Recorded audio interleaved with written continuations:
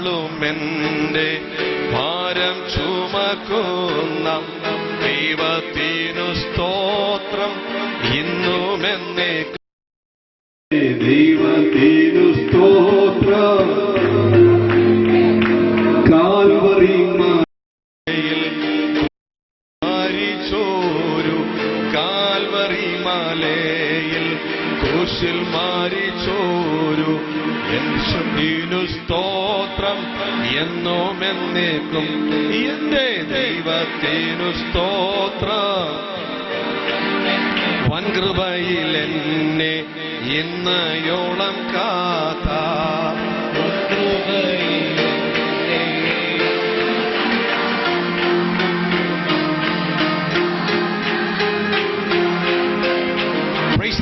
സ്വർഗത്തിലെ ദൈവത്തിന്റെ പരിശുദ്ധ കരം ഇവിടെ ഉള്ളത് കൊണ്ട് സ്തോത്രം ചെയ്യാം. ഇന്ന് രാത്രി ദൈവത്തിന്റെ മഹത്വമേറിയ കരസ്പർശനത്തോട് വിടുതലോടെ കടന്നു പോകും. ഞാൻ ഇന്ന് രാത്രി ഇവിടെ വന്ന് വെറുതെയല്ല, ദൈവം എന്നെ തൊട്ടുകൊണ്ടിരിക്കുന്നു, ഞാനത് തിരിച്ചറിഞ്ഞുകൊണ്ടിരിക്കുന്നു.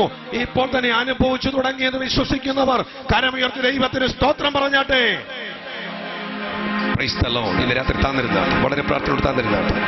മുമ്പിൽ ആരാധിക്കുവാൻ പരിശുദ്ധാത്മാവിൽ കർത്താവിന്റെ സാന്നിധ്യം നിങ്ങൾ തിരിച്ചറിഞ്ഞ് കേൾക്കാൻ വളരെ ആഗ്രഹമുണ്ട്. ഇന്ന് രാത്രിയിൽ സമയത്തിന്റെ ചുരുക്കം നമ്മുടെ നടുവിലുണ്ട്. എന്നാൽ ഇന്ന് രാത്രി എല്ലാം ഉചിതമായി സ്വർഗത്തിലെ ദൈവം ചെയ്യും.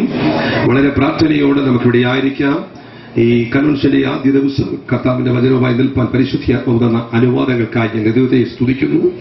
ഇന്ന് രാത്രി സ്തോത്രം ഇവിടെ ആയിരിക്കുന്ന കർത്തൃഭൃത്യന്മാരെ, വിശേഷാൽ ഈ മിനിസ്ട്രിയുടെ ഡയറക്ടറും ഫൗണ്ടറുമായിരിക്കുന്ന കർത്താവിന്റെ വിലപ്പെട്ട അഭിഷിക്തൻ പാസ്റ്റർ ജോസഫ് പാസ്റ്റർ, അവരുടെ ഓർത്ത് ദൈവത്തെ സ്തുതിക്കുന്നു. തിരക്കിട്ട ജീവിതത്തിന്റെ നടുവിൽ വേറിട്ട് കർത്താവിന് വേണ്ടി ശുശ്രൂഷിപ്പാൻ പരിശുദ്ധാത്മ കൊടുക്കുന്ന എല്ലാ പ്രാഗൽഭ്യങ്ങളെ ഓർത്ത് ഞാൻ ദൈവത്തെ സ്തുതിക്കുന്നു. അപ്പോൾ തന്നെ ഹാർവസ്റ്റ് മിനിസ്ട്രിയുടെ സ്തോത്രം അതേ സീനിയർ പാസ്റ്ററുമായിരിക്കുന്ന കർത്താവിൽ പ്രസിദ്ധനായിരിക്കുന്ന വിൽസൺ പാസ്റ്റർ അവരുടെ ഓർത്ത് സ്തോത്രം. അനുഗ്രഹീതമേറിയ നിലയിൽ ഈ മീറ്റിംഗ് ഉദ്ഘാടനം ചെയ്യുവാൻ പരിശുദ്ധാത്മാവ് പ്രത്യേകാൽ സ്തുതിക്കുന്നു. ഇന്ന് രാത്രി തന്നോടൊപ്പം ആയിരിക്കുന്ന വളരെ സന്തോഷമുള്ള അനുഭവം. ഈ മീറ്റിംഗിന്റെ അധ്യക്ഷ സ്ഥാനം അലങ്കരിക്കുന്ന വളരെ ജീവിതത്തിൽ കർത്താവിന്റെ മഹത്വത്തെക്കുറിച്ച് വർണ്ണിപ്പാൻ, വാദോരാതെ വിളിച്ചു പറയാൻ പരിശുദ്ധാത്മ കൊടുത്ത എല്ലാ ഭാഗ്യങ്ങളെ ഓർത്ത് സ്തോത്രം. കർത്താവ് തന്റെ ദാസനെ അനുഗ്രഹിക്കട്ടെ. മിനിസ്ട്രിയിൽ കർത്തുവിലയക്കുന്ന കർത്തദാസന്മാർക്കായി സ്തോത്രം. സണ്ണി പാസ്റ്റർ അവരെ ഓർത്ത് പ്രാർത്ഥിക്കുന്നു. നമ്മുടെ മാമൻ പാസ്റ്റർ ഇവിടെ ഉണ്ടല്ലോ. ഇവിടെ കർത്തുവേലയിലായിരിക്കുന്ന കർത്തൃഭൃത്യന്മാർ ഇവിടെ ഉണ്ട്. പ്രാർത്ഥിച്ച കർത്തദാസനെ ഓർത്ത് സ്തോത്രം. ഈ വേദിയിലായിരിക്കുന്ന എല്ലാ ദൈവമക്കൾക്കായി നന്ദി പറയുന്നു. അപ്പോൾ തന്നെ സ്തോത്രം. കൊയർ വളരെ ശക്തമായ നിലയിൽ നമ്മുടെ നടുവിൽ അനുഗ്രഹീതമേറിയ ഗാനങ്ങൾ പാടിക്കൊണ്ടിരുന്നു. കൊയർ ലീഡ് ചെയ്ത പ്രിയപ്പെട്ട ജോമോൻ ടീമിനെ പ്രത്യേകമുള്ള വന്ദനത്തെ അറിയിക്കുന്നു. സ്തോത്രം. സർവ്വകൃപാലുവായ ദൈവത്തിന്റെ വചനം കേൾക്കുവാൻ കടന്നു വന്നിരിക്കുന്ന സകൽക്കും, ശബ്ദപരിധിയിലായിരിക്കുന്ന ഏവർക്കും, കർത്തൃഭൃത്യന്മാർക്കും യേശുക്രിസ്തുവിന്റെ നാമത്തിലുള്ള സന്ധ്യാവനത്തിനെ പ്രാരംഭമായി അറിയിക്കട്ടെ. വേഗത്തിൽ 2 വാക്യങ്ങൾ വായിപ്പാൻ കർത്താവിൽ ഞാൻ ആഗ്രഹിക്കുന്നു. വേഗത്തിൽ 2 വാക്യങ്ങൾ വായിപ്പാൻ ഞാൻ കർത്താവിൽ ആഗ്രഹിക്കുന്നു. വേഗത്തിൽ 2 വാക്യം. 1 അപ്പോസ്തലപ്രവൃത്തി 9-ാമത്തെ അധ്യായം. അപ്പോസ്തലപ്രവൃത്തി 9-ാം അധ്യായം 20-21 വാക്യങ്ങൾ വായിപ്പാൻ പ്രാരംഭമായി ഞാൻ ആഗ്രഹിക്കുന്നു. യേശു തന്നെ ദൈവപുത്രനെന്ന് പള്ളികളിൽ പ്രസംഗിച്ചു. കേട്ടവരെല്ലാവരും വിസ്മയിച്ചു. യേശു തന്നെ ദൈവപുത്രനെന്ന് താൻ പള്ളികളിൽ പ്രസംഗിച്ചു. വിസ്മയിച്ചു. Praise the lord. Praise the lord. Hallelujah. യേശു ദൈവപുത്രൻ എന്ന് താൻ പ്രസംഗിച്ചു. കേട്ടവർ വിസ്മയിച്ചു. സ്തോത്രം. 2-ാമത്തെ അപ്പോസ്തലപ്രവൃത്തി തന്നെ 4-ാം അധ്യായം 17, 18, 19, 20 വാക്യങ്ങൾ ഇങ്ങനെ വായിക്കുന്നു. എങ്കിലും അത് ജനത്തിൽ അധികം പകരാതിരിപ്പാൻ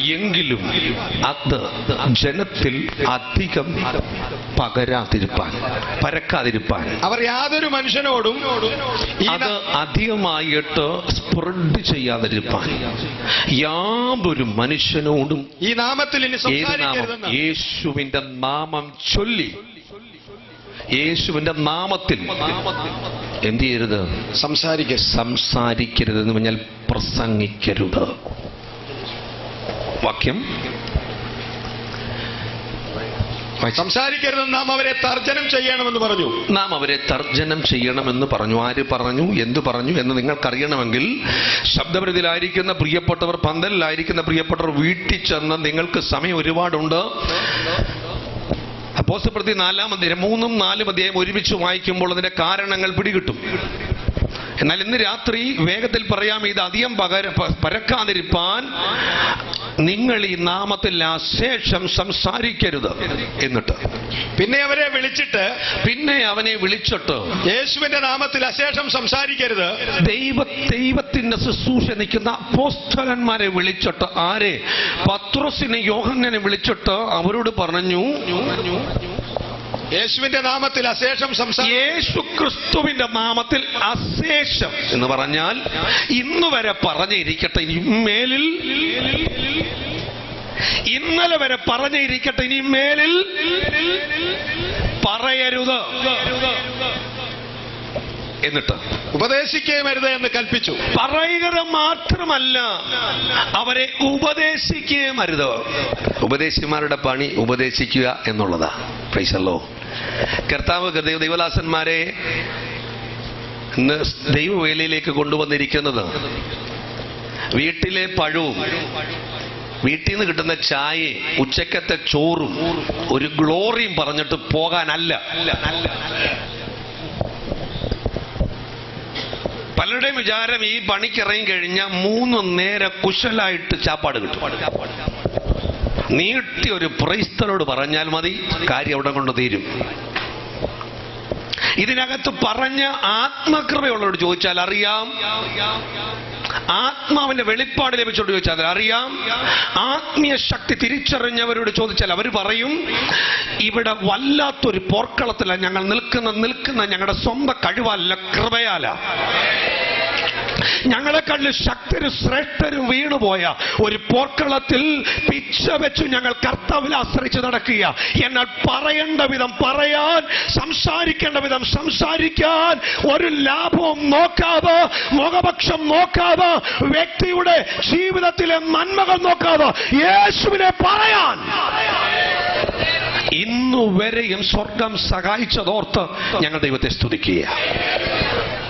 അങ്ങനെയാണെങ്കിൽ ദൈവത്തിലെ ഈ പണി അല്ലെങ്കിൽ സുവിശേഷ വേലത്തരമല്ല. വേലത്തരം കാണിക്കുന്നുണ്ട്, ശരിയാ, സ്തോത്രം. നമ്മൾ ഇന്ന് പകലിലെ പലയിടങ്ങൾ നോക്കിയാലും, പല ദൈവദാസന്മാരെ നോക്കിയാലും, പല മീറ്റിംഗിൽ നോക്കിയാലും, പല നിലയിൽപ്പെട്ട വിവിധമായ സംഘടന നോക്കിയാൽ, അത് ഏതുമാകട്ടെ, ഞാൻ പറയാം, അവിടൊക്കെ തട്ടിപ്പുണ്ട്. തട്ടിപ്പില്ലെന്ന് പറയുന്നില്ല. ചെല്ല് പറയും സ്തോത്രം, ഞങ്ങൾ വരാത്ത എന്താ അറിയോ? സ്തോത്രം, അവിടൊക്കെ തട്ടിപ്പുള്ളത് കൊണ്ടാണ്.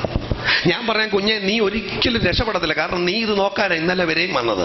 ഇന്ന് നിന്റെ ജീവിതത്തിനകത്തൊരു മാറ്റം വന്നാൽ, സുവിശേഷത്തിനകത്ത് ശക്തി വ്യാപരിക്കുമ്പോൾ ദൈവകൃപകളെ തിരിച്ചറിഞ്ഞിട്ട്, സ്തോത്രം, ദൈവകൃപയില്ലാത്തവരെ കണ്ട് അവരുടെ വാക്കും പറഞ്ഞ് സുവിശേഷത്തിനകത്ത് കടന്നു വരാതിരുന്നാൽ, ഞാൻ പറയാം, ദൈവത്തിലെ സ്തോത്രം, ദൈവം നിനക്ക് തരുന്ന അവസരങ്ങൾ നഷ്ടപ്പെട്ടുകൊണ്ടിരിക്കുകയാണ്. അവസരങ്ങളെ നഷ്ടപ്പെടുത്താതെ ഈ ദിവസങ്ങൾ വിലയുള്ളതായിട്ട് എണ്ണിയാൽ, ഞാൻ പറയാം, അടുത്ത വേദികൾ പങ്കിടുന്നത് ഞങ്ങളല്ല, നിങ്ങളായിരിക്കും. സർവശക്തനായ ദൈവം നിങ്ങളെ ഉപയോഗിക്കും. ദൈവത്തിന് നിങ്ങളെക്കുറിച്ച് പ്ലാനുണ്ട്. 2 or 3 പേരെ കൊണ്ട് ഒരു പദ്ധതിയല്ല ദൈവം ആഗ്രഹിക്കുന്നത്. മുഴുവൻ ലോകത്തെ നേടാൻ യേശു ആഗ്രഹിച്ചുകൊണ്ടിരിക്കുമ്പോൾ, ഇവിടെ ഇരിക്കുന്ന മുഴുവൻ പേരെയും, ശബ്ദപരിധിയിലായിരിക്കുന്ന ഓരോ വ്യക്തിയെയും യേശു ക്രിസ്തുവിനെ കുറിച്ച് പറയാൻ യേശു കണ്ട പാത്രമാ. 6000 ഭൂതം കേറിയ, ലെഗിയോൻ ബാധിച്ച ഒരു പ്രിയപ്പെട്ടവൻ മർക്കോസിന്റെ 5-ാം അധ്യായം പഠിക്കുമ്പോൾ യേശു ക്രിസ്തു അവനെ മാത്രം സൗഖ്യമാക്കാൻ ചെന്നു. ആ ഒറ്റ ഒരുത്തനെ മാത്രം സൗഖ്യമാക്കാൻ ചെന്നു. നോക്കിയേ സുവിശേഷങ്ങളുടെ പ്രാധാന്യം, നോക്കിയേ യേശു ക്രിസ്തുവിന്റെ സുവിശേഷത്തിന്റെ പ്രാധാന്യം നോക്കിയേ. യേശു ക്രിസ്തു പ്രസംഗിച്ചു തുടങ്ങി, മാനസാന്തരപ്പെടുവീൻ, സ്വർഗരാജ്യം സമീപിച്ചിരിക്കുകയാണ്. സുവിശേഷത്തിൽ വിശ്വസിക്കുവാൻ ജനത്തെ തട്ടി ഉണർത്തിയ യേശു ക്രിസ്തു മർക്കോസിന്റെ സുവിശേഷം 5-ാം അധ്യായത്തിൽ ഇതാ വേദപുസ്തകം എടുത്തു പറയുന്നു, 6000 ഭൂതങ്ങൾ ബാധിച്ച ഒരുത്തനെ തേടി അവിടെ ചെന്നു. ചെന്ന ഉടനെ ആരെ തേടി വന്നോ അവൻ മുമ്പിലെത്തി. സ്തോത്രം. മറ്റാരെയും പ്രതീക്ഷിച്ചല്ല യേശു അവിടെ വന്നത്, അവനെ പ്രതീക്ഷിച്ചാ വന്നേ. അവൻ അവിടെ എത്തി. വേദപുസ്തകം ഇങ്ങനെ പറയുന്നത്, ഈ പ്രിയപ്പെട്ടവൻ ഭൂതം ബാധിച്ചവൻ, ഭൂതാത്മാവുള്ളവൻ തിരിച്ചറിഞ്ഞു. അകത്തിരുന്ന ഭൂതം തിരിച്ചറിഞ്ഞു. ഞങ്ങളെ നശിപ്പിക്കരുത്, ഒരു അപേക്ഷ പറയാം, ഞങ്ങളെ ഈ നാട്ടിൽ നിന്ന് ഓടിക്കല്ലേ. സ്വത്രം ഭൂതങ്ങളും പറഞ്ഞെന്തുവാ, നമ്മളെ നാട്ടിൽ നിന്ന്. പിശാചുക്കളുടെ അപേക്ഷ എന്ത്? ഇവിടെ കൺവെൻഷൻ നടക്കുമ്പോൾ ഇവിടെ രണ്ട് സ്തോത്രം വ്യക്തികൾ തമ്മിൽ വാദം നടക്കും. ഒന്ന് സ്വർഗീയമായ യുദ്ധം, രണ്ട് ഈ ദേശത്ത് ഭരിച്ച അനേക കുടുംബങ്ങളെ കാർന്നു തിന്ന് ജീവിതത്തിന്റെ ലക്ഷ്യങ്ങളെ നഷ്ടപ്പെടുത്തി നന്മയും തിന്മയും തിരിച്ചറിയാതെ നന്മ ചെയ്യണമെന്ന് ആഗ്രഹമുള്ളപ്പോൾ തന്നെ തിന്മ ചെയ്ത് വീട്ടിൽ അനുസരണക്കേടുകൾ കാണിച്ച് മര്യാദയില്ലാത്ത നിലയിൽ സംസാരിച്ച് അനാവശ്യമായ പാഴ്ചെലവുകളിട്ട് പല ജീവിതങ്ങളെ കാർന്നുകൊണ്ടിരിക്കുമ്പോൾ അവിടെ വ്യാപരിക്കുന്ന ഓരോ പിശാചും പറഞ്ഞൊരു വാക്ക്, ഞങ്ങളെ ഈ കൺവെൻഷൻ ഇവിടെ നടക്കുന്ന കാരണത്താൽ ഞങ്ങളെ ഇവിടെ നയിക്കല്ലേ. ആ പന്തലിൽ വന്ന ഒരാളെ പോലും ഞങ്ങൾ ഇനി നോക്കത്തില്ല. വേറെ ആരെങ്കിലും നോക്കിയാലും പന്തലിൽ വന്ന ഈ ശബ്ദപരിധി ഇരിക്കുന്ന ആരെയും ഞങ്ങൾ ശ്രദ്ധിക്കത്തില്ല. പക്ഷെ വരാത്ത ചിലരുണ്ട്, അവരെ ഞങ്ങൾക്ക് തന്നേ. ഹലോ,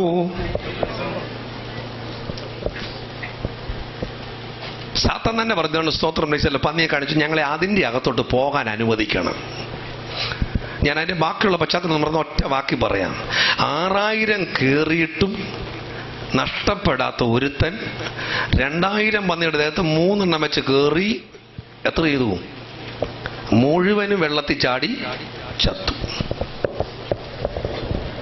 ഈ പ്രിയപ്പെട്ടവന് സുബോധം പ്രാപിച്ചു. സുബോധം പ്രാപിച്ചാൽ കാര്യമുണ്ട്, ഞാൻ പറയാം. സുവിശേഷത്തിൽ വന്ന് സുബോധം പ്രാപിച്ചാൽ വസ്ത്രധാരണം കറക്റ്റാവും.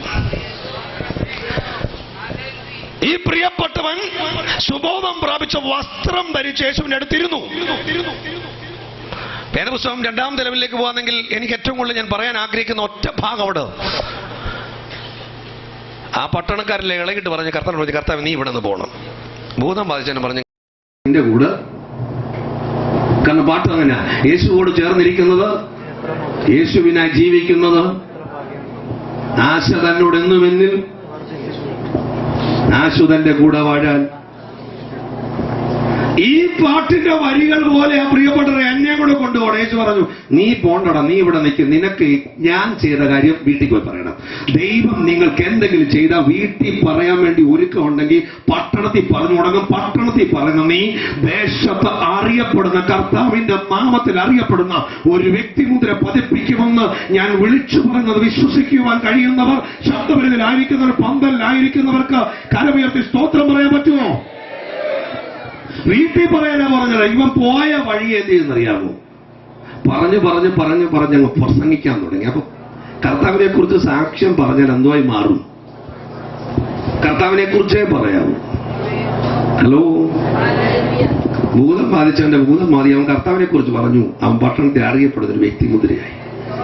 പിശാചിന് ഞാൻ പറയാം, യേശു ക്രിസ്തു ആ പട്ടണത്തിൽ നിൽക്കാൻ സാധിക്കാതെ അവിടെ ഉള്ളവരെ കൂട്ടുപിടിച്ച് അപ്പുറത്ത് തെളിയെങ്കിലും ഞാൻ ദൈവമക്കളോട് പറയാം, ഈ കൺവെൻഷൻ മൂലം ഈ ദേശത്ത് ഈ പന്തലിനകത്തിരിക്കുന്ന ദൈവം കണ്ട ചിലരെ ഈ പട്ടണത്തിന് വേണ്ടി ഇടുമെന്ന് പ്രാർത്ഥിക്കുവാൻ, അനേക ആത്മാക്കളെ കൊണ്ടെടുക്കത്തക്ക നിലയിൽ ദൈവം കണ്ട പത്രങ്ങളായി മാറാൻ അതേ പ്രസംഗങ്ങളായി മാറി അനുഗ്രഹിക്കപ്പെട്ട നിലയിൽ വലിയൊരു കൊയ്ത്ത് ഈ പട്ടണത്തിൽ നടക്കാൻ പോകുന്നുവെന്ന് ഞാൻ പരിശുദ്ധാത്മാവിൽ പ്രാരംഭമായി വിളിച്ചു പറഞ്ഞാൽ എത്ര പേരോട് ചേർന്ന് സന്തോഷത്തോട് ഒരു സ്തോത്രം പറയും?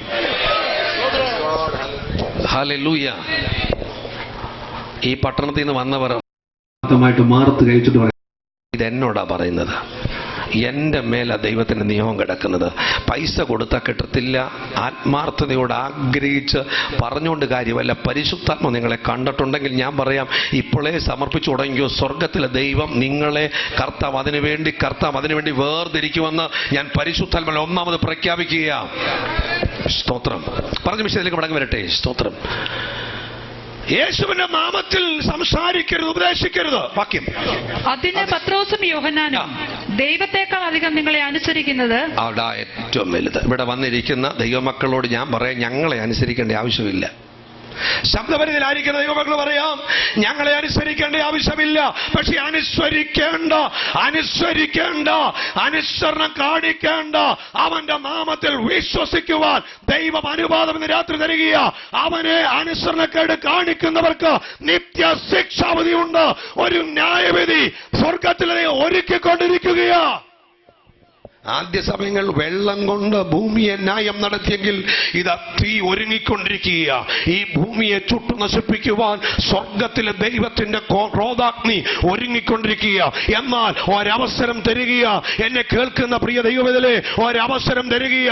നിങ്ങൾ ഞങ്ങളെ അനുസരിക്കേണ്ട, എന്നാൽ ഞങ്ങൾ പ്രസംഗിക്കുന്ന, ഞങ്ങൾ ഉയർത്തുന്ന, ഞങ്ങൾ സ്തോത്രം വിശ്വസിക്കുന്ന, ഞങ്ങളെ ശുശ്രൂഷയ്ക്ക് സ്ഥാനാപതിയാക്കിയിരിക്കുന്ന യേശുവിന്റെ നാമത്തെ ഇന്ന് രാത്രി വിശ്വസിക്കാൻ തയ്യാറായാൽ സർവശക്തനായ ദൈവം നിങ്ങളുടെ ആത്മാക്കൾക്ക് വിടുതൽ മാത്രമല്ല നിത്യജീവൻ തരുവാൻ ഇടയായി തീരും. യേശുവിന് വേണ്ടി ജീവിപ്പാൻ ആഗ്രഹിക്കുന്നവർ, യേശുവിന് വേണ്ടി നിൽക്കുവാൻ ആഗ്രഹിക്കുന്നവർ, യേശുവിന് വേണ്ടി മാത്രം പ്രവർത്തിപ്പാൻ ആഗ്രഹിക്കുന്നവർ ഒരു കാര്യം വിളിച്ചു പറയണം: മനുഷ്യ വാക്കിന് ഞാൻ വില കൊടുക്കത്തില്ല, ഞാൻ ദൈവത്തിന്റെ വാക്കുകൾക്ക് വില കൊടുക്കും. എന്നിട്ട് വാക്യം ഇങ്ങനെ വായിച്ചു നിർത്തുകയാണ്. സ്തോത്രം. ശ്രദ്ധിച്ചോണേ. ഞങ്ങൾ ദൈവത്തെക്കാൾ അധികം നിങ്ങളെ അനുസരിക്കുന്നത് ദൈവത്തിന്റെ മുൻപാകെ ന്യായമോ എന്ന് വിധിപ്പീൻ. ഞങ്ങൾക്കോ ഞങ്ങൾ കണ്ടും കേട്ടും. അവര് പറഞ്ഞൊരു കാര്യം കേട്ടോ, ഇവിടെ ഇരിക്കുന്ന ചിലരോട് ചോദിച്ചാൽ നിങ്ങൾ എന്തിനാ ഉറക്കെ സ്തോത്രം പറയുന്നേ, ഉറക്കെ ഹല്ലേലൂയ പറയുന്നത്? ഈ ദൈവദാസന്മാർക്ക് ചെറിയ പറഞ്ഞുകൂടായോ?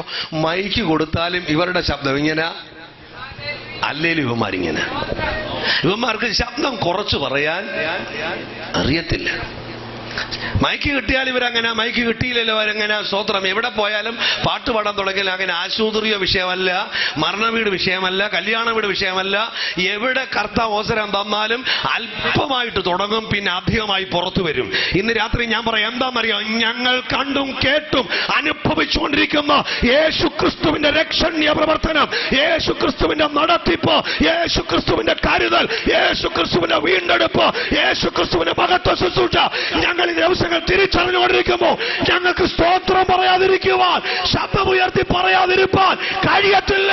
അതുകൊണ്ട് ഞങ്ങൾ കണ്ടതും കേട്ടതും അനുഭവിക്കുന്നതുമായ യേശു ക്രിസ്തുവിനെ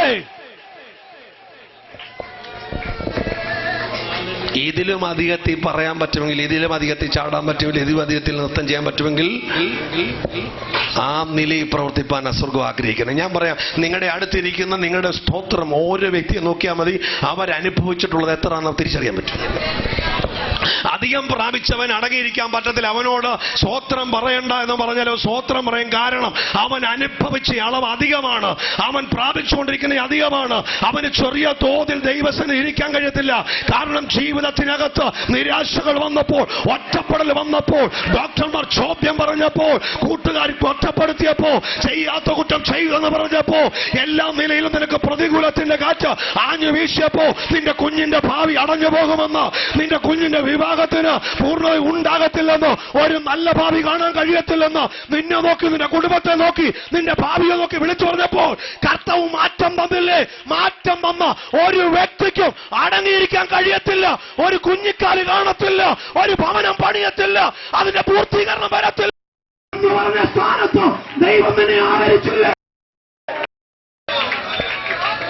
എന്നെ കേൾക്കുന്ന പ്രിയപ്പെട്ട പൈതലേ, നീ പാർക്കുന്ന ഭവനത്തിനകത്ത് നിനക്ക് പുറത്തു വരാൻ കഴിയാതെ മനുഷ്യനെ പേടിച്ച് നീ എവിടെ നിൽക്കുകയാണെങ്കിൽ, ഞാനിങ്ങനെ പറയാം, ഇന്ന് രാത്രിയുടെ സുവിശേഷന്റെ ശബ്ദം നാളെ പന്തലി വരും. ഇന്ന് രാത്രി നിന്നെ തന്നെ ഏൽപ്പിച്ചു കൊടുക്കുന്ന ഞാൻ കർത്താവിൽ ആശ്രയിക്കുകയാണ്.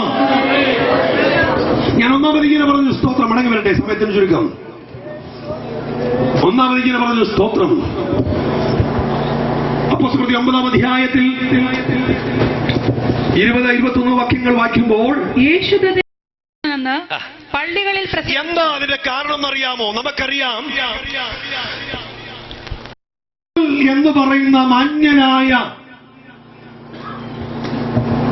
ദൈവകൃപയുടെ നിറവിൽ പഴയ നിയമ ഭക്തനായി യഹോവയാം ദൈവത്തെ ഭജിച്ച് യാഥാർത്ഥ്യങ്ങളെ മനസ്സിലാക്കി ദൈവനാമത്തിന് വിരുദ്ധമായി സംസാരിക്കുന്നവരെ അന്ന് കല്ലെറിഞ്ഞു കൊല്ലണമെന്ന് ന്യായപ്രമാണ വ്യവസ്ഥകളൊക്കെ പൂർണ്ണമായി അനുഷ്ഠിച്ചുകൊണ്ടിരിക്കുന്ന ഒരു പ്രിയപ്പെട്ടവന്റെ ചരിത്രം 9-ാം അധ്യായത്തിൽ എടുത്തു പറയുമ്പോൾ ദൈവത്തിന്റെ വചനം പറയുക, അവനെ പിന്നത്തേതിൽ യേശുവിനെ പ്രയോജനമുള്ളവനാക്കി തീർത്തു. ഘട്ടം ഘട്ടമായി പറയണമെന്ന് ആഗ്രഹമുണ്ടെങ്കിൽ ഞാൻ ഒറ്റ വാക്കിൽ വിളിച്ചു പറയാം. ദൈവത്തിലെ പൗലോസ് അപ്പോസ്തലനാകുന്ന ശൗൽ എന്ന് പറയുന്ന ഈ ശൗൽ എന്ന് പറയുന്ന പ്രിയപ്പെട്ടവനെ ദൈവം തൊട്ട വഴികളെ കുറിച്ച് പരിശുദ്ധാത്മാവിൽ അല്പമായി ഒന്ന് ചിന്തിപ്പാൻ ദൈവത്തിൽ ആഗ്രഹിക്കുകയാണ്.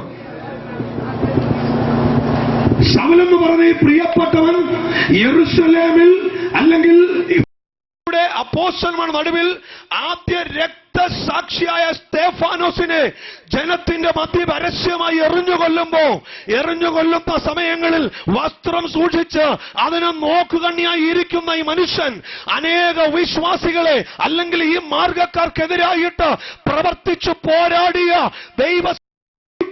മുന്നോട്ട് വന്ന ദൈവ ശബ്ദത്തെ മുടിക്കാൻ ദൈവ കൃപയുള്ള മുമ്പോട്ട് വിടാതെ മുമ്പോട്ട് വന്ന സ്ത്രീയെന്നോ പുരുഷെന്നോ വ്യത്യാസമില്ലാതെ പിടിച്ചുകെട്ടി പരസ്യമായി കാരാഗ്രഹത്തിൽ അടയ്ക്കുവാൻ, പിടിച്ചുകെട്ടി പരസ്യമായി അപമാനിക്കുവാൻ, ചിലരെ കൊന്നുകളയുവാൻ തന്റെ അകത്ത് പഴയ നിയമ ഭക്തി ഉയർന്നു വരുവാനിടയായി. ദൈവമേകനാണ്. ദൈവത്തിന്റെ ആ ഏകനായ ദൈവത്തെ, യഹോവയാം ദൈവത്തെ അല്ലാതെ മറ്റൊന്നിനെ ഭജിക്കാൻ പാടില്ല എന്നൊക്കെ സത്യത്തെ മനസ്സിലാക്കുന്ന ഈ പ്രിയപ്പെട്ട സ്തോത്രം പൈതൽ യേശു ക്രിസ്തുവിന്റെ രക്ഷണ്യ പ്രവർത്തനത്തെ തടയുവാൻ, യേശു ക്രിസ്തുവിന്റെ നിസ്തുല്യ പ്രവർത്തനത്തെ തടയുവാൻ, യേശു ക്രിസ്തുവിന്റെ സുവിശേഷത്തെ തടയുവാൻ, ആ മാർഗക്കാരെ സ്തോത്രം നിർമൂലം ചെയ്യാൻ ഒരുക്കപ്പെട്ട് തന്നാൽ ആവോളം പ്രയത്നിച്ച ഈ പ്രിയപ്പെട്ടവൻ. പുറത്തുപ്രതി 8-ാം അധ്യായം 3-ാമത്തെ വാക്യമൊക്കെ വായിക്കുമ്പോൾ ഇങ്ങനെ വാക്യം എടുക്കണ്ട. സ്ത്രീകളെയും പുരുഷന്മാരെയും ഒക്കെ പിടിച്ചു കെട്ടി അവരെ ഉപദ്രവിക്കുവാൻ തന്റെ നിലയിൽ, തനിക്ക് ലഭിച്ച നിലയിൽ മുൻപോട്ട് വന്ന ഈ പ്രിയപ്പെട്ട സഹോദരൻ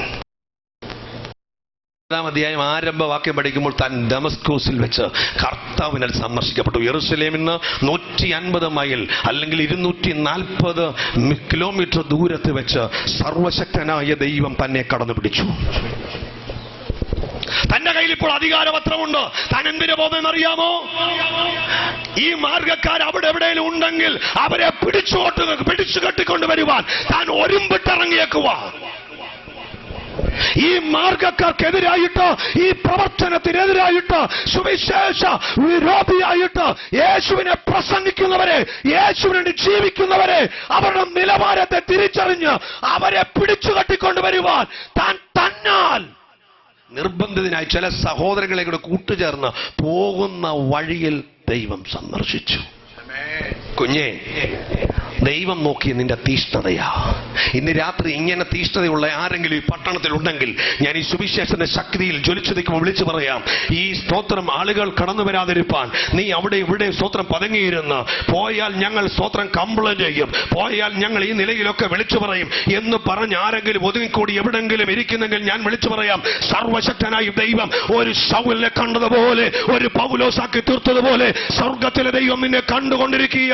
ഇന്ന് രാത്രി ഞാൻ വിളിച്ചു പറയാം, ദൈവത്തിന്റെ പദ്ധതി നിന്റെ മേൽ കിടപ്പുണ്ട്, ദൈവത്തിന്റെ നിർബന്ധം നിന്റെ മേൽ കിടപ്പുണ്ട്, ദൈവത്തിന്റെ പരമവിളി നിന്റെ മേൽ കിടപ്പുണ്ട്. തിരിച്ചറിയുന്ന ദൈവമക്കൾ സ്തോത്രം പറയട്ടെ. കർത്താവിന്റെ വേല നിൽക്കുന്ന കർത്തുദാസന്മാർ ഇവിടെ നിൽക്കുന്ന 100% 99% ആൾക്കാരും സ്തോത്രം ഒറ്റ വിളി നിർബന്ധത്തോട് വന്നതല്ല. ഒരുപാട് പരിഹസിച്ചു, ഒരുപാട് നിന്ദിച്ചു, ഒരുപാട് അപമാനിച്ചു. ഇതിന് പോകുന്നവരെ കളിയാക്കി. ഇവർക്കൊന്നും വേറെ പണിയില്ലയോ, പറ തുടയ്ക്കാൻ ഇവരെ ഏൽപ്പിച്ചാൽ മതി, ഒരറ്റം മുതൽ ഒരറ്റം വരെ ഇവരെ നിരങ്ങിക്കോളും. സ്തോത്രം വീട്ടിലെ പ്രൈസലോ കാക്കകളെ ഓടിക്കാൻ ഇവരെ വിളിച്ചു വരുത്തിയാൽ മതി, അവർ കൂകി ബഹളമുണ്ടാക്കുമ്പോൾ കാക്കകൾ താനെ ഓടും എന്നൊക്കെ പറഞ്ഞ പല പാർട്ടിയെയും സ്വർഗത്തിലെ ദൈവം ഇതിനകത്ത് കൊണ്ടുവന്ന് അവൻ നല്ലവനാണെന്ന്, അവന്റെ നിസ്തുല്യമാകുന്ന കരത്തെ കുറിച്ച് പറയാൻ ദൈവം ഭാഗ്യം തന്നില്ലേ. ഇപ്പൊ നമ്മെ നോക്കി പലരും പറയുമ്പോ നമുക്കൊരു അപമാന ബോധം വരുന്നെങ്കിൽ ഭാരപ്പെടണ്ട. പിൽക്കാലങ്ങളിൽ നമ്മുടെ ജീവിതത്തിൽ നാം പറഞ്ഞത് ഓർത്താ മതി. പക്ഷെ ഒരു കാര്യം ഓർത്തോ, നമ്മെ ആരെങ്കിലും കുറ്റം വിധിക്കുമ്പോ, നമ്മെ ആരെങ്കിലും പരിഹസിക്കുമ്പോൾ, നമ്മെ ആരെങ്കിലും സ്വത്രം അപമാനിക്കുമ്പോൾ ഈ നാമം നിമിത്തം നിനക്കങ്ങനെ സംഭവിച്ചിട്ടുണ്ടെങ്കിൽ സ്വർഗത്തിലൊരു പ്രതിഫലം വീഴുകയാ. സ്തോത്രം. അധികാരപത്രം വാങ്ങിച്ച് മുമ്പോട്ട് പോകുമ്പോൾ നട്ടുച്ച സമയത്ത് വേദപുസ്തകം പറഞ്ഞു, അപ്പോസ്തലപ്രവൃത്തി 22-ാം അധ്യായം 26-ാം അധ്യായം ഒന്ന് ജാതികളുടെ മുമ്പിൽ താൻ കർത്താവിന്റെ സാക്ഷ്യം വിളിച്ചു പറഞ്ഞു. അഗ്രിപ്പ രാജാവിന്റെ മുമ്പിൽ താൻ തന്റെ സാക്ഷ്യം വിളംബരം ചെയ്യുന്നു. രാജാവിന്റെ മുമ്പിലും ജാതികളുടെ മുമ്പിലും ഒക്കെ വിളിച്ചു പറയുമെന്ന് പറഞ്ഞ സത്യ വചനത്തിന്റെ സുവിശേഷത്തിന്റെ തന്റെ ജീവിതത്തിന്റെ അനുഭവത്തെ യേശു തന്റെ ജീവിതത്തിൽ ചെയ്തതിന്റെ പ്രത്യേകതകളെ യേശു പണ്ട് ഞാൻ ആരായിരുന്നു, ഇപ്പോൾ ഞാൻ ആരാണ്, പണ്ട് ഞാൻ എങ്ങനെയുള്ളവനായിരുന്നു, ഇപ്പോൾ ഞാൻ എങ്ങനെയുള്ളവനാണ്, പണ്ട് ഏത് നിലയിൽ പ്രവർത്തിച്ചവനാണ്, ഇപ്പോൾ ഞാൻ ഏത് നിലയിൽ പ്രവർത്തിക്കുന്നു, പണ്ട് ഞാൻ യഹോവയാം ദൈവത്തിന് വേണ്ടി നിന്നവൻ, ഇപ്പോൾ ഞാൻ യേശു ക്രിസ്തുവിന്റെ നിലയിൽ മുന്നേറുന്നവൻ, പണ്ട് ഞാൻ സ്തോത്രം ഈ മാർഗത്തിനെതിരായിരുന്നു, എന്നാൽ ഇപ്പോൾ ഈ മാർഗത്തിന് കൂട്ടായിരിക്കുന്നു, പണ്ട് ഞാൻ ഈ മിനിസ്ട്രിയെ അല്ലെങ്കിൽ ഈ ശുശ്രൂഷയെ തടയുന്നവരായിരുന്നു, ഇന്ന് ഈ മിനിസ്ട്രിക്ക് വേണ്ടി ഈടുനിൽക്കുന്നവരാ. ഈ പറയുന്ന സ്തോത്രം താൻ 14 ലേഖനങ്ങൾ ദൈവസഭയ്ക്ക് ദാനം ചെയ്തു. അതിൽ 3 ഇടയലേഖനങ്ങൾ. സഭ എങ്ങനെ ഭരിക്കണം, സഭ എങ്ങനെ കൊണ്ടുപോകണം, സഭയ്ക്കകത്ത് എന്തൊക്കെ സ്തോത്രം ക്രമീകരണം വേണം, ഏത് നിലയിലൊക്കെ ജീവിക്കണം, ഏതൊക്കെ കഷ്ടത വരുവാൻ സാധ്യതയുണ്ട്, എങ്ങനെയൊക്കെ ദുരിതവേഷങ്ങൾ കടന്നു വരാം, പക്ഷെ നീ നിന്നെ സൂക്ഷിക്കണമെന്നുള്ള ഉത്തമമായ നല്ല വാക്യങ്ങൾ നൽകിത്തരുവാൻ സ്തോത്രം ഈ പൗലോസിനെ കൊണ്ട് ദൈവം ഇടയാക്കിച്ചു. ഹല്ലേലൂയ. എന്നെ കേൾക്കുന്ന ദൈവത്തിലെ പൗലോസ് അപ്പോസ്തലൻ അല്ലെങ്കിൽ സ്തോത്രം ദൈവത്തിന്റെ സന്ദർശനം വന്നപ്പോ ഇങ്ങനൊരു ശബ്ദം കേട്ടു. താൻ വീണു. പെട്ടെന്ന് സ്തോത്രം സൂര്യനെ വെള്ളുന്ന പ്രകാശം തനിക്ക് ചുറ്റും വീണി. താനൊരു സ്തോത്രം അവിടെ വീഴ്ചയിൽ താനൊരു ശബ്ദം കേൾക്കുകയാ, ശൗലേ ശൗലേ എന്നെ ഉപദ്രവിക്കുന്നത് എന്താ? വേദപുസ്തകത്തിൽ യേശുക്രിസ്തു കർശനമായി പറഞ്ഞ, വളരെ നിർബന്ധത്തോട് പറഞ്ഞൊരു വാക്യമുണ്ട്. വലിപ്പ ചെറുപ്പമില്ലാതെ, സഭാവ്യത്യാസം കൂടാതെ, നിറവ്യത്യാസം നോക്കാതെ, സ്തോത്രം വലിയവനോ ചെറുവനോ നോക്കാതെ, ജാതി മതഭേദങ്ങൾ നോക്കാതെ കർത്താവ് പറഞ്ഞു, എന്റെ നാമത്തിൽ ആരെങ്കിലും ഒരു ഗ്ലാസ് വെള്ളം തന്നാൽ ഞാൻ അവന് പ്രതിഫലം കൊടുക്കുക തന്നെ ചെയ്യും. ഈ കൺവെൻഷന് വേണ്ടി കൈ തുറന്ന് സ്തോത്രം പിന്നിൽ പ്രവർത്തിച്ച് ആരെങ്കിലും ഉണ്ടെങ്കിൽ ഇതിന് രാവിലെയൊന്നോ വൈകിട്ടൊന്നോ നോക്കാതെ ഇവിടെ അധ്വാനിച്ച പ്രിയപ്പെട്ടവരോട് ഞാൻ പറയട്ടെ, ഈ പട്ടണത്തിൽ ഈ സ്ഥലം തന്ന പ്രിയപ്പെട്ടവർ പറയട്ടെ, സ്തോത്രം ഈ കൺവെൻഷൻ ഒരുക്കപ്പെടുവാൻ തുടങ്ങും മുതൽ സ്തോത്രം കാലാവസ്ഥ അനുകൂലമാകണമെന്ന് ഞങ്ങൾ അറിയാതെ ഞങ്ങൾക്ക് വേണ്ടി പ്രാർത്ഥിച്ചോട് പറയട്ടെ, ദൈവം നിങ്ങൾക്ക് പ്രതിഫലം തരാൻ പോവുക, ദൈവം പ്രതിഫലം തരാൻ പോവുക എന്ന് ശ്രദ്ധിച്ച്. ഇവിടെ പൗലോസ് എന്ന് പറയുന്ന അല്ലെങ്കിൽ ശൗൽ എന്ന് പറയുന്ന പൗലോസായ മനുഷ്യൻ ദൈവമാർഗക്കാരെ ഉപദ്രവിക്കാൻ മുമ്പോട്ട് വരുമ്പോൾ തന്നെ ദൈവം പിടിച്ചു. ദൈവം ചോദിച്ചു, ശൗലേ ശൗലേ എന്നെ ഉപദ്രവിക്കുന്നത് എന്താ? ആ ഒറ്റ ചോദ്യത്തിന് മുമ്പിൽ താൻ ചോദിച്ചൊരു ചോദ്യം, കർത്താവേ നീ ആരാകുന്നു? കർത്താവേ നീ ആരാകുന്നു? ആരെങ്കിലും സ്തോത്രം ദൈവസേനയെ മുട്ടുമടക്കത്തില്ലെന്ന് പറഞ്ഞാൽ ദൈവം മുട്ടുമടക്കുമെന്ന് മാത്രമല്ല, ആർക്കെതിരായി നിന്നു അവർ വന്ന് പ്രാർത്ഥിക്കുന്ന നിമിഷം വരെ കെട്ടുകൾ അഴിയാൻ നിൽക്കുന്ന മേഖലകളുണ്ട്. കർത്താവിന്റെ വിഷയത്തിനും ഞാനും കഴിഞ്ഞ നാളുകളിൽ സ്തോത്രം ഏറെ വർഷങ്ങൾക്ക് മുമ്പ് അടൂരിന്റെ പ്രദേശത്ത് ഒരു ഭവനത്തിൽ ചെന്നപ്പോൾ സ്തോത്ര കൂട്ടമായി ഭ്രാന്ത്, അപ്പന് ഭ്രാന്ത്, മോന് ഭ്രാന്ത്, സ്തോത്രം വരുന്ന തലമുറകൾക്കെല്ലാം ഭ്രാന്തിന്റെ ഒരു സ്വഭാവം കണ്ടുവരുന്നു. പ്രാർത്ഥിച്ചു, കർത്താവിന്റെ കൃപയിൽ ആശ്രയിച്ച് ദൈവഭൃത്യൻ പ്രാർത്ഥിച്ചപ്പോൾ പരിശുദ്ധാത്മാവ് പറഞ്ഞ ഒറ്റ സംഗതി, സ്തോത്രം പാടി പ്രാർത്ഥിക്കുന്ന ഇവരുടെ അടുത്തുള്ള കർത്തദാസന്റെ ഭവനത്തിലേക്ക് ചരളുവാരിയിടുമായിരുന്നു. ചരൾ ഇദ്ദേഹം ഒന്നും പറഞ്ഞില്ല, കാരണം സ്തോത്രം ദൈവകൃപ വന്നു കഴിഞ്ഞാൽ പിന്നെ സ്തോത്രം പ്രതികരണം ദൈവത്തിൻ്റെതാ.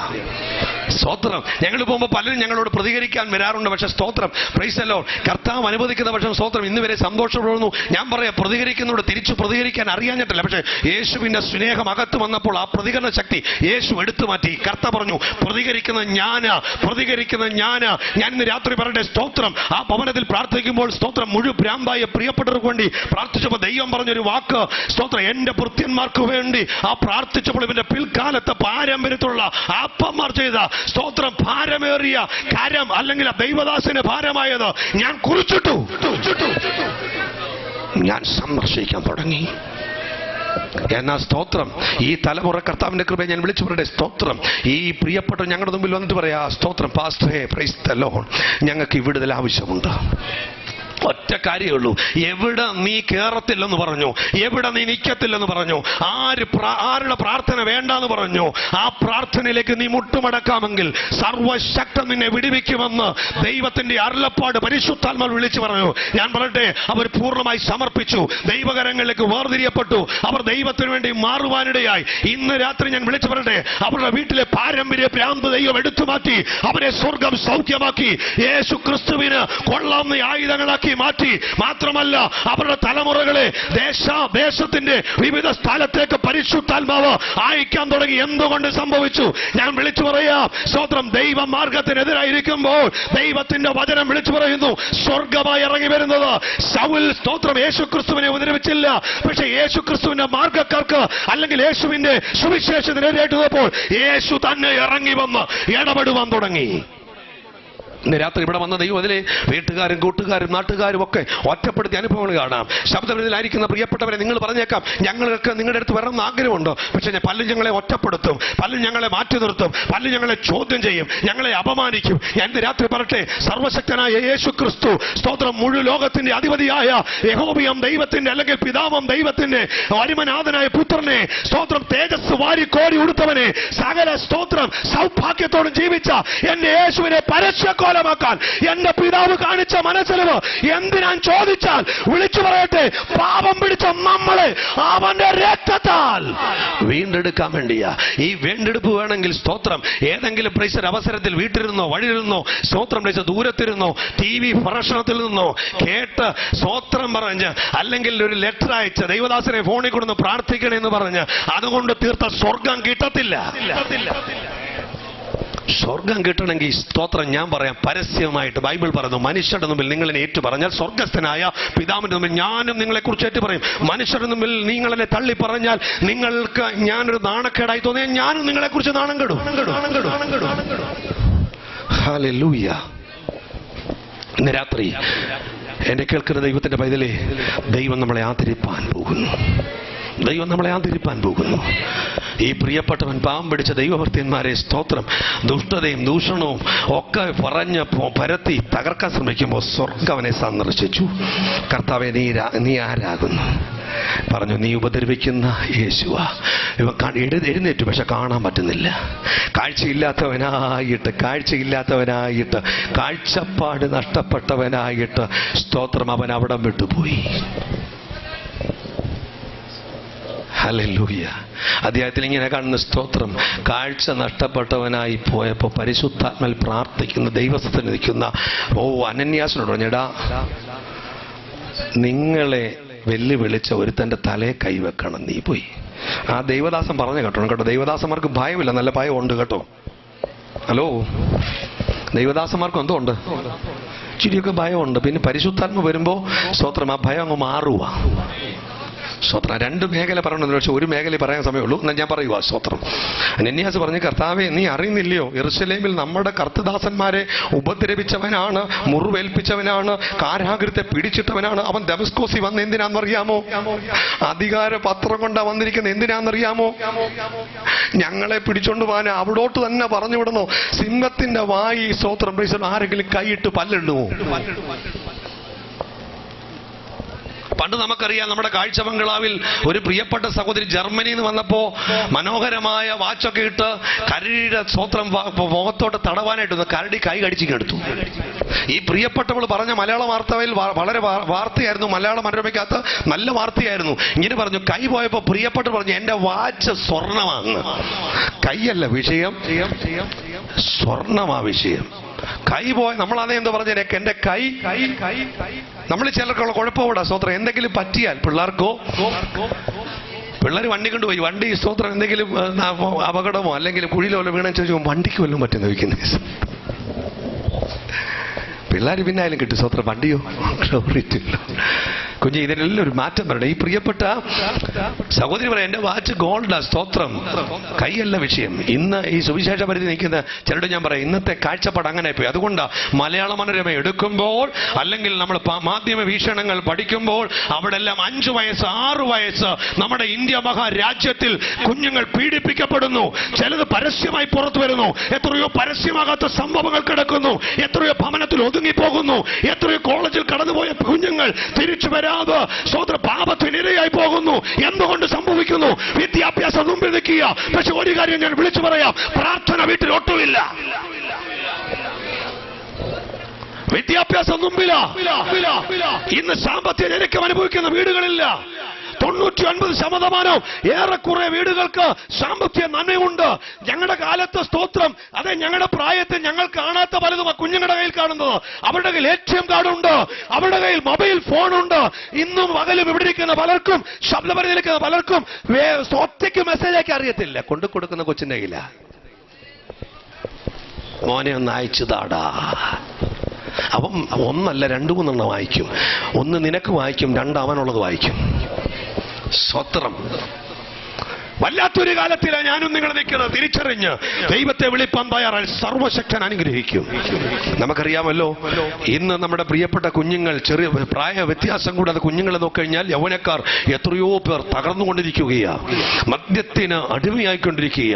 മദ്യം സ്തോത്രം വിഷമാണെന്ന്, ഇത് കഴിച്ചാൽ ആരോഗ്യത്തിന് ഹാനികരം ഉണ്ടാകുമെന്ന് മാധ്യമങ്ങൾ കൂടെ മാത്രമല്ല, അങ്ങനെ പരസ്യമായ ബോർഡുണ്ടെങ്കിൽ പരസ്യമായി എഴുതി വെക്കണമെന്ന് ഗവൺമെന്റ് റോള് കൊടുത്തിട്ടും ആ റോളിന്റെ അകത്ത് ആ റൂള് കൊടുത്തിട്ടും ഞാൻ വിളിച്ചു പറയാം, എത്രയോ പേർ തെറ്റിപ്പോകുന്നതിന് മധ്യത്തില ദൈവത്തിലെ സുവിശേഷം കേൾക്കുന്നത്. മാതാവേ, പിതാവേ, നമ്മുടെ പഴയ നിയമ ഭക്തന്മാരായിരിക്കുന്ന അപ്പനമ്മമാർ കുഞ്ഞുങ്ങൾക്ക് കൊടുത്തത് സാമ്പത്തികമല്ല, പ്രാർത്ഥനയെ കൊടുത്തത്, വേദപുസ്തകം കൊടുത്തത്. ഇന്ന് പള്ളി കൊടുക്കുന്നു, പണ്ട് കുഞ്ഞുങ്ങളുടെ കയ്യിൽ കൊടുക്കുമായിരുന്നു അവർ. സ്വത്രം. ഞാൻ ഇവിടെ കൊണ്ട് നിർത്തട്ടെ. വേദപുസ്തകം ഇങ്ങനെ വാക്കിൽ നിർത്താൻ ആഗ്രഹിക്കുന്നു. സുവിശേഷത്തിന്റെ കാറ്റാഞ്ഞു വീശി, സ്തോത്രം. ഇദ്ദേഹം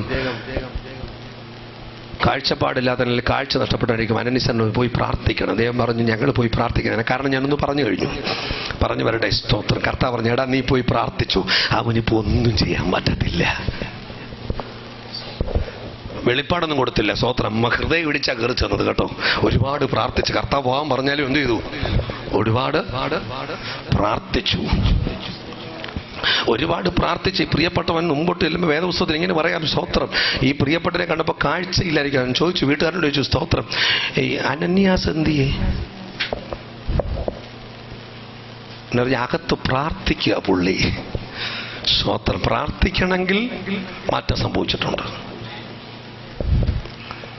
അകത്ത് പ്രാർത്ഥിക്കുക. ചെന്നപ്പോ സ്തോത്രം ഇദ്ദേഹം കൈവച്ചു, ശൗലേ കാഴ്ച പ്രാപിക്കുക എന്ന് പറഞ്ഞപ്പോ ഇദ്ദേഹം എന്ത് ചെയ്തു? തിമിരം കണ്ണിൽ നിന്ന് അഴിഞ്ഞു മാറി ചാടി എഴുന്നേറ്റു. അടുത്ത മിനിറ്റ് പറഞ്ഞു, എനിക്ക് സ്നാനപ്പെടണം. ഞാൻ ചോദിക്കട്ടെ, പാസ്റ്റർ, എവിടെയെങ്കിലും പാസ്റ്റർമാർ പോയി പറഞ്ഞാൽ സ്നാനപ്പെടണമെന്ന്?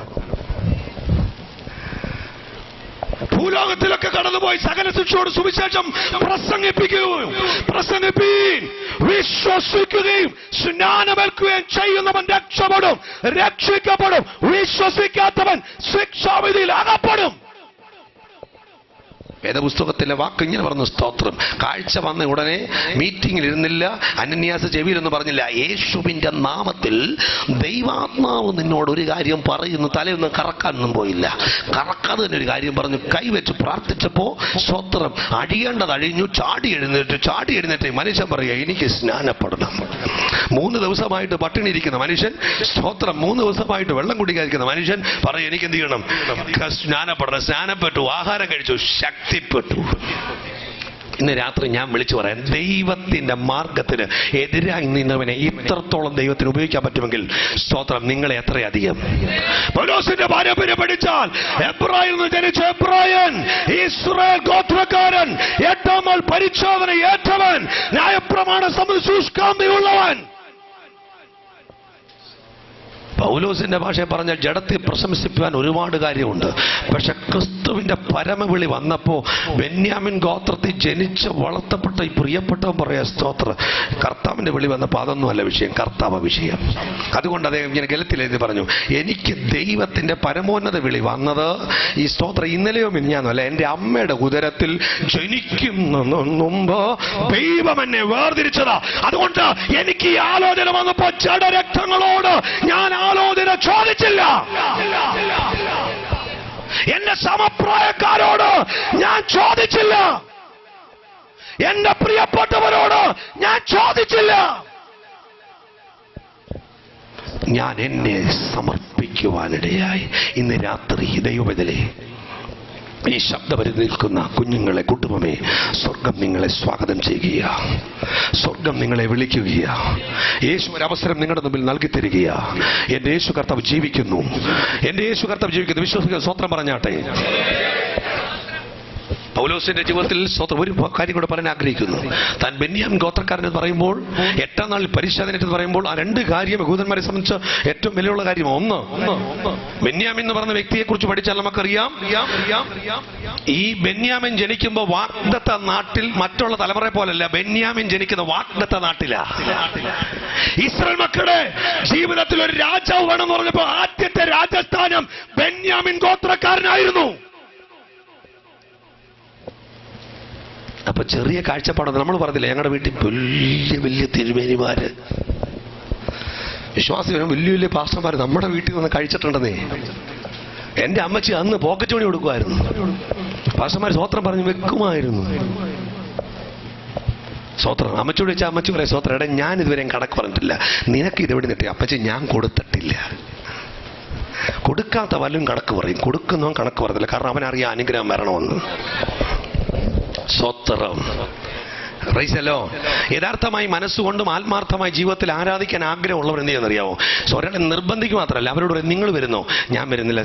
സമയം എങ്ങനെയാ വരുന്നത്? ശരിയാകത്തില്ല. വന്നു കഴിഞ്ഞാൽ പിന്നൊരു കാര്യമുണ്ട്, പിന്നെ തിരിച്ചു കയറാൻ പറ്റത്തില്ല. ഒരു ഒഴുക്കിപ്പെട്ട വെള്ളം പോലെ ഈ ആരാധന. ഒഴുക്കിപ്പെട്ട വിഷയത്തെ അറിയാമോ? സ്തോത്രം. നല്ല ഒഴുക്കുള്ളിടത്ത് നമ്മൾ ഇറങ്ങി നിന്നാൽ കാറല്ല, ബസ്സല്ല, ലോറിയല്ല, എല്ലാം ഒലിക്കാൻ തുടങ്ങും. അതുപോലെ ദൈവത്തിന്റെ യഥാർത്ഥമായ ആത്മാവനുസരിച്ചുള്ള ആരാധന. അതുകൊണ്ട് ഞാൻ അങ്ങോട്ട് ഇറങ്ങുന്നില്ല, കരയ്ക്ക് നിൽക്കാൻ ആഗ്രഹം. നീ വേണേ പൊയ്ക്കോ, നീ പോയി രക്ഷപ്പെട്ടു, നീ രക്ഷപ്പെട്ടു എന്ന് പറയുമ്പോൾ സ്തോത്രം, നീ വരാതെ ഞാൻ പോകത്തില്ലെന്ന് പറഞ്ഞാൽ രണ്ടുപേർക്കും പോകാൻ പറ്റത്തില്ല. ആ ചേച്ചി പറഞ്ഞ കേട്ട്, ആ ആന്റി പറഞ്ഞ കേട്ട് ഇറങ്ങി വന്നാൽ അടുത്ത മിനിറ്റ് സ്തോത്രം നീ ശക്തിപ്പെടുന്ന കാണുമ്പോൾ അവർ കളക്കം തുടങ്ങും.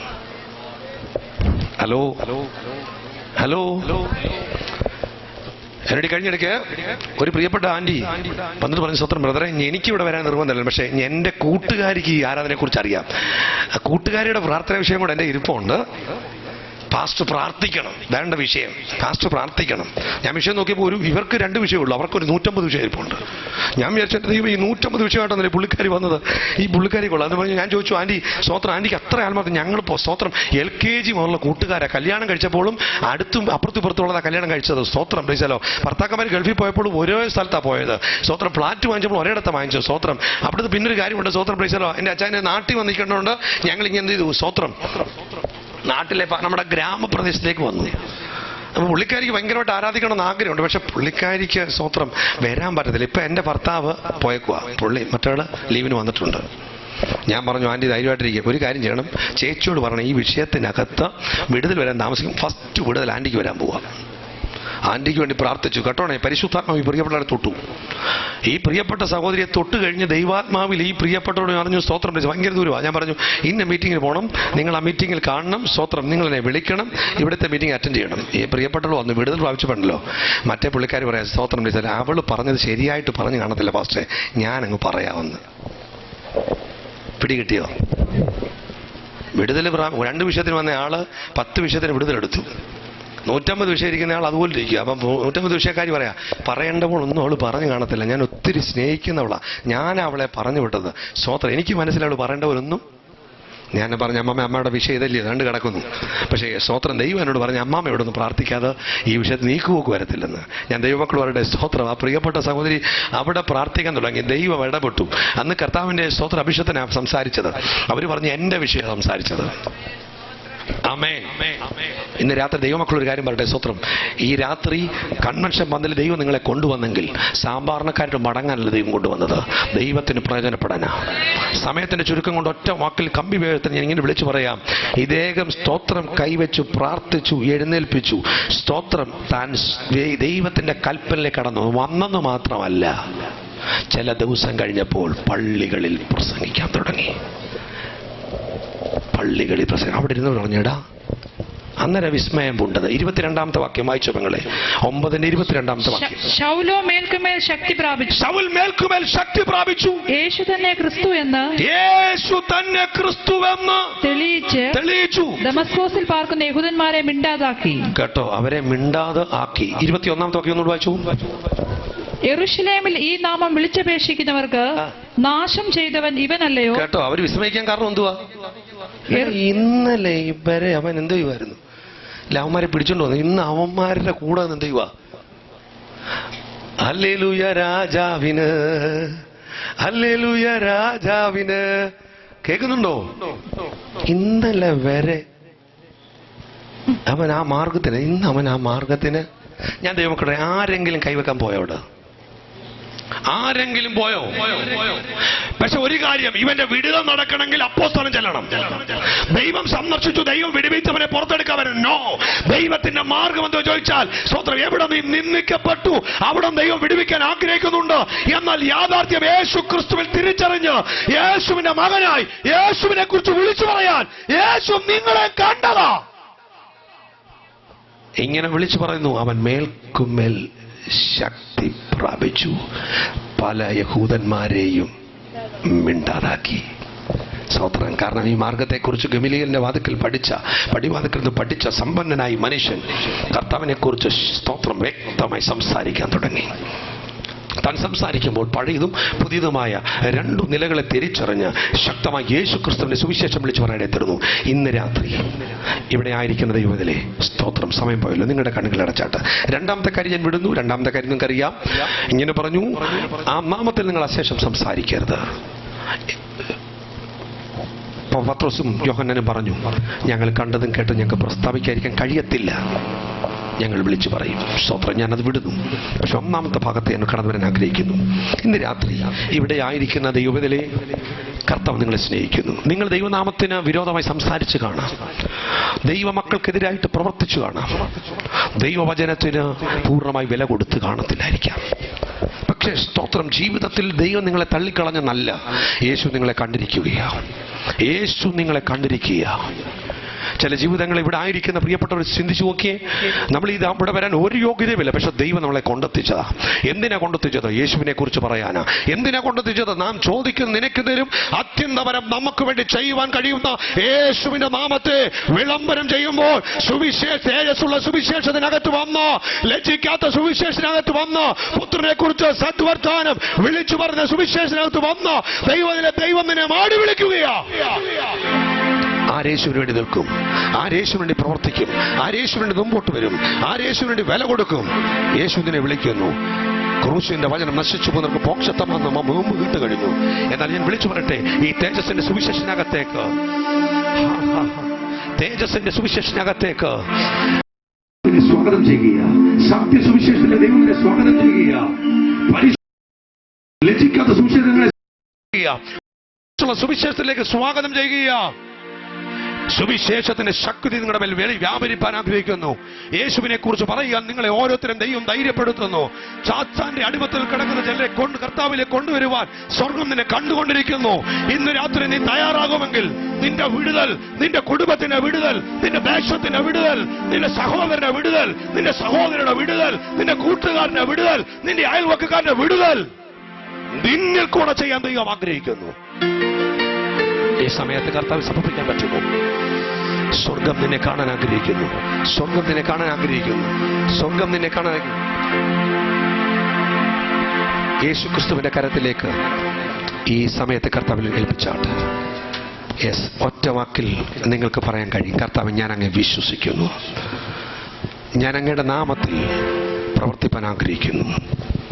ജീവിതത്തിനകത്ത് പ്രതികൂലത്തിന്റെ കാറ്റുകൾ ശക്തമായി വീശുമ്പോൾ യേശു ക്രിസ്തുവിന്റെ നാമത്തിന് എതിരായി നിൽക്കുന്നവരെ പോലും മെരുക്കമുള്ളതും ദൈവത്തിന് വേണ്ടി പ്രവർത്തിക്കാൻ നിന്റെ കൂടെ നിൽക്കത്തക്കതിൽ പ്രവർത്തിക്കുവാൻ കഴിയുന്ന ദൈവം വരുന്നു. ഇന്ന് രാത്രി ഇവിടെ ആയിരിക്കുന്ന ചില കുടുംബത്തെ പരിശോധന കണ്ടു. ദൈവാത്മാവ് രണ്ട് കുടുംബത്തെ വിശേഷം ശ്രദ്ധിക്കുന്നു. കൂടെ ഇരുന്ന് പ്രാർത്ഥിക്കാതെ മാറിയിട്ട് പ്രാർത്ഥനയ്ക്ക് വിരോധമായി സംസാരിക്കുന്ന, കുടുംബജീവിതം തന്നിട്ടും ദൈവത്തിൽ പൂർണ്ണമായി വിശ്വസിക്കാതെ മാറുന്ന, ഒറ്റപ്പെടുത്തുന്ന, പരസ്യമായി ദൈവത്തെ പൂർണ്ണമായി അടുക്കടുക്കായി ആരാധന കടന്നു വരാൻ കഴിയാതെ നിൽക്കുന്ന രണ്ട് കുടുംബത്തെ സ്വർഗം കാണുകയാ. ഇന്ന് രാത്രി നീ വിശ്വസിക്കുമെങ്കിൽ അധികാരമുള്ള യേശുവിന്റെ നാമത്തിൽ, ശൗലിനെ പൗലോസാക്കിയ ദൈവം, അവന്റെ മേൽ രൂപാന്തരം അയച്ച ദൈവം, ശൗലിന്റെ വാക്കിന് ദൈവം ചോദിച്ചു വാങ്ങിച്ചു എന്ന് പറയുമ്പോൾ തന്നെ ഏറ്റവും കുറഞ്ഞവനായി തീരുവാത്തക്ക നിലയിൽ ഒരു പൗലോസ് എന്ന നിലയിലേക്ക് അവനെ കൊണ്ടെത്തിച്ചെങ്കിൽ പരിശുദ്ധാത്മാവ് ഇരിക്കുന്ന ആ രണ്ട് കുടുംബത്തെ ദൈവം ഇടപെടുകയാണ്. ദൈവം ഇടപെടുകയാണ്. മാത്രമല്ല, ഇന്ന് രാത്രി പരിശുദ്ധാത്മാവ് ഇങ്ങനെ വിളിച്ചു പറഞ്ഞു, സ്തോത്രം, ആരാധനയ്ക്ക് മുമ്പോട്ട് വരണമെന്ന് ആഗ്രഹമുണ്ട്, ആരാധിച്ചിട്ട് സ്തോത്രം മടുത്തുപോയി, ഇപ്പോൾ കടന്നു വരാൻ കഴിയുന്നില്ല സ്തോത്രം, പക്ഷെ കൂട്ടായ്മയിൽ ചെല്ലുമ്പോൾ എന്ത് പറയും, അവൻ എന്നോട് എന്ത് പറയുമെന്ന് ചോദിച്ച് കുടുംബത്തെ സ്വർഗ്ഗം ശ്രദ്ധിക്കുന്നു. നിന്റെ പിന്മാറ്റം